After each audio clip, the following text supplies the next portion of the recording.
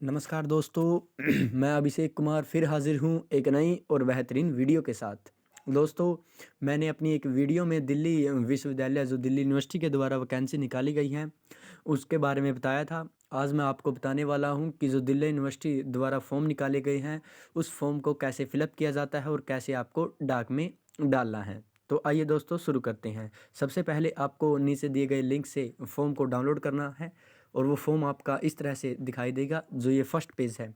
तो सबसे पहले अगर मैं आपको बता दूं, जो सबसे पहले लिखा हुआ है एडवर्टाइजमेंट नंबर, ये आपको कहाँ मिलता है तो मैं दिखा देता हूँ।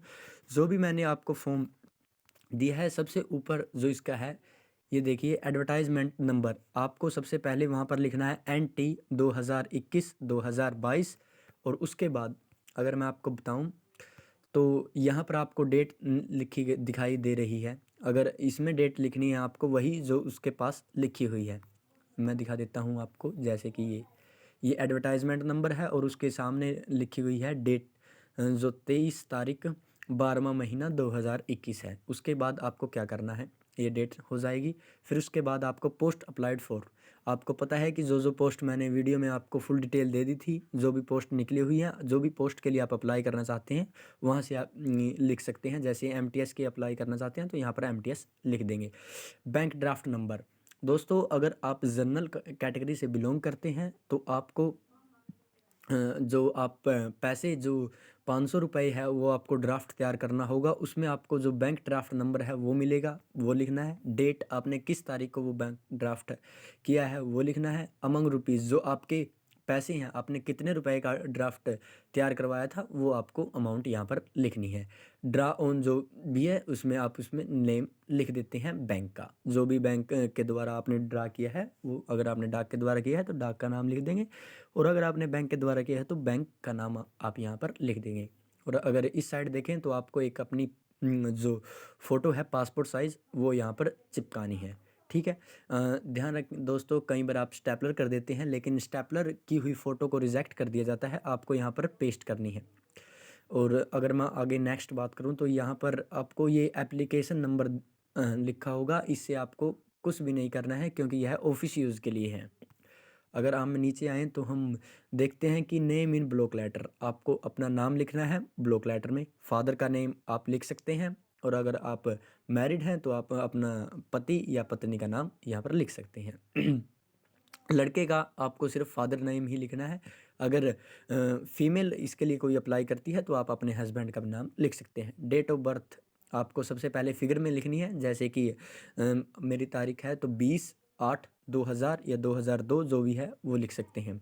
इन वर्ड्स आपको शब्दों में उसे लिखना होगा।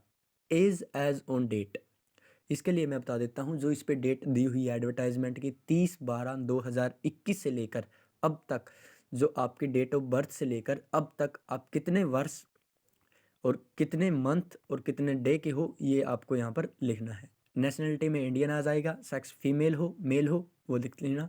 मैरिड हो या अनमैरिड हो आप यहाँ पर लिख देना। एड्रेस ऑफ, जो आपका एड्रेस है वो आपको लिखना होगा यहाँ पर जो भी है, और आपका मोबाइल नंबर यहाँ पर आ जाएगा। उसके बाद आपका परमानेंट एड्रेस क्या है जो ऊपर है वो एड्रेस वो लिखना है।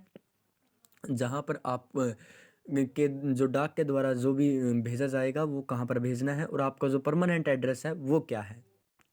और इसके बाद आपके पास अगर आप SC ST के से बिलोंग करते हैं तो यहाँ पर आपको उसका SC ST का यस लिखना है, और उसकी जो फ़ोटोकॉपी है वो आपको इसके अटैच करनी है। उसके बाद अगर आप एक्स सर्विसमैन हैं तो यस या नो कर देंगे। नेक्स्ट पेज ये आता है। इसमें सबसे पहले आपको अपनी क्वालिफ़िकेशन 10वीं पास हैं, +2 पास हैं, वो सभी क्वालिफ़िकेशन यहाँ पर आपको लिखनी होगी। एग्जामिनेशन पास्ट, और ईयर आपने कौन से ईयर में पास किया है, यहाँ पर स्कूल या यूनिवर्सिटी के द्वारा जहाँ से आपने पास किया है। डिवीज़न आपकी फर्स्ट आई है, सेकंड आई है या थर्ड आई है।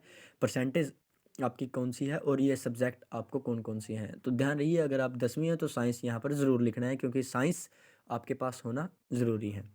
अगर आपके पास एक्सपीरियंस है, जैसे कि MTS का अगर मल्टीटास्किंग स्टाफ के लिए आपके पास कहीं से एक्सपीरियंस है तो उसकी आप डिटेल यहाँ पर डाल सकते हैं। जैसे कि अगर कंप्यूटर अटेंडेंट के लिए अगर जो कोई अप्लाई कर रहा है तो उसके लिए जो आपकी टाइपिंग स्पीड है वहाँ यहाँ पर आप डाल सकते हैं। शॉर्ट हैंड से आपकी टाइपिंग स्पीड क्या है, और अगर टाइपराइटर पर आपकी टाइपिंग स्पीड कितनी रहेगी। अगर फिर भी आपने IITI की है या कोई और आपके पास डिप्लोमा है या अदर आपने क्वालिफ़िकेशन की है जो इस पोस्ट के लिए हेल्पफुल रहेगी, आप यहाँ पर एनी अदर इन्फॉर्मेशन में आप डाल सकते हैं और यहाँ पर आपके सिग्नेचर हो जाएंगे। यहाँ पर सिग्नेचर ऑफ एप्लीकेंट आपने सिग्नेचर करने हैं, यहाँ पर भी आपने सिग्नेचर करने हैं और ये नीचे वाला ऑफिस यूज़ के लिए ये ऑफिस वाले कर लेंगे। उसके बाद आपको क्या करना है, इनको पूरी तरह से फिलअप करने के बाद आपको अपने 10th DMC +2 DMC, अगर आप 10th के लिए करते हैं तो 10th की भी DMC चलेगी, आधार कार्ड प्लस में आपका क्या रहेगा, अगर आप कास्ट SC या ST से OBC से बिलोंग करते हैं तो वो आपको यहाँ पर सर्टिफिकेट लगाना है। और अगर आपके पास एक्सपीरियंस का है तो एक्सपीरियंस का सर्टिफिकेट, अगर आप कंप्यूटर के लिए अप्लाई कर रहे हैं, कंप्यूटर अटेंडेंट के लिए अप्लाई कर रहे हैं तो कंप्यूटर का डिप्लोमा या आपकी टाइपिंग का जो भी आपके पास सर्टिफिकेट है वो अटैच करके आपको डाक के द्वारा भेज देना है। आपको क्या करना होगा, 5 रुपये या 10 रुपये का इन्वॉल्व आएगा, उस पर आपको सबसे ऊपर में लिखना है एप्लीकेशन ऑफ द पोस्ट और किस कैटेगरी के लिए आप वो कर रहे हैं। आपको पोस्ट में लिखना होगा जो जिस पोस्ट के लिए आप अप्लाई कर रहे हैं और कैटेगरी में आपको आपकी कैटेगरी क्या है। और उस पर एड्रेस आपका जो आएगा मैं बता देता हूँ, एड्रेस आपका ये आएगा, उसके ऊपर आपको एड्रेस लिखना है the director institute of home economics university और ये सभी एड्रेस आप लिख देंगे। और उसके बाद फ्रॉम में आप अपना एड्रेस लिखेंगे और डाक के द्वारा आप इसे भेज सकते हैं। दूसरी बात, आप इसे साधारण डाक के द्वारा भेज सकते हैं और कोरियर के माध्यम से भी आप यहाँ पर इसे भेज सकते हैं।